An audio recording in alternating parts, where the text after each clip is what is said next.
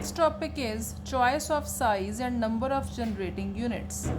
The selection of size and number of generating units depends upon the load curve of the generating station. The capital cost of the generating station depends on the size and number of units. Therefore, the choice of generating unit size and their number play an important role in the installation of the generating plants. So, what points we should keep in view while selecting the number of generating units are: the total capacity of the generating station should be capable of meeting the peak demand of the power station. All the machines should be possibly of same size. This requires less space, give better appearance and require less spare parts. The size and the number of units chosen should be such that they must run nearly at their full load capacity. The capacity of the power station should be 20% more than the expected maximum demand. Reliability of service is very important factor. Availability of cheaper power is also very essential. The growth of the power in the near future should be kept in mind. So, the last topic of second chapter is interconnection of power stations. The connection of several generating stations in parallel is known as interconnected grid system.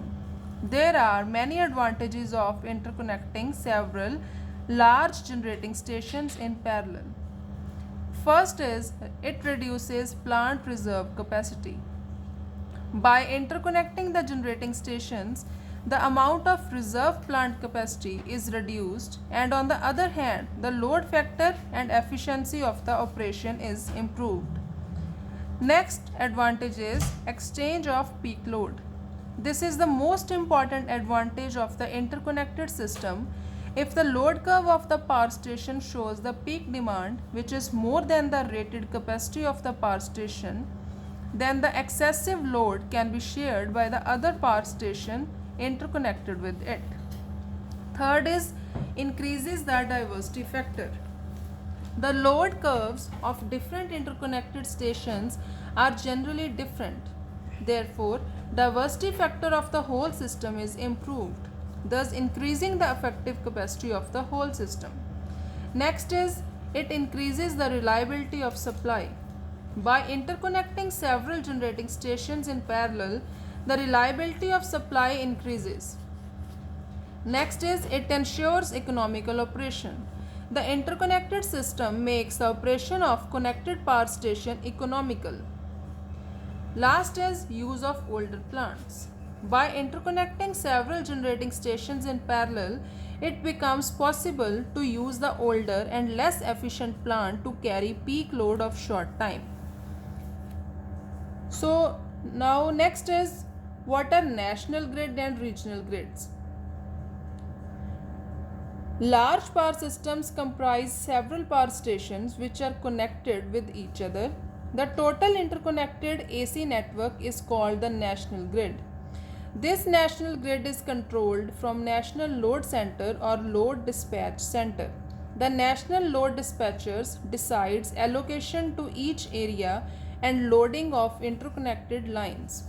Next is regional grid. Regional grid is controlled by the regional loads control centers. Load control centers control the load and frequency of its own by matching generation in various generating stations with total regional megawatt demand plus megawatt losses minus amount of the line power flow. The main task of the load control center is to keep the exchange of power between various zones and system frequency as desired values. Each zone may have its own load center for regulating the generating station and loads in its zone. The National Load Control Center regulates the exchange of power between different regional zones. The function is performed automatically by network controller installed at the load control center.